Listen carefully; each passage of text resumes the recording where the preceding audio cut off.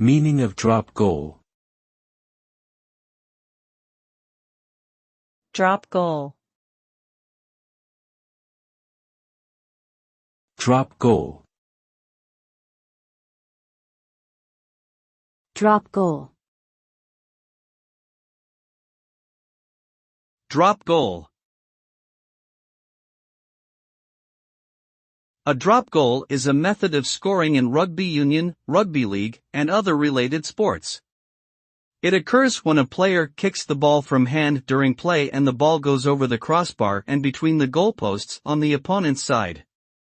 This results in 3 points being awarded to the kicking team. It is often used as a last resort when the attacking team is unable to score a try or penalty.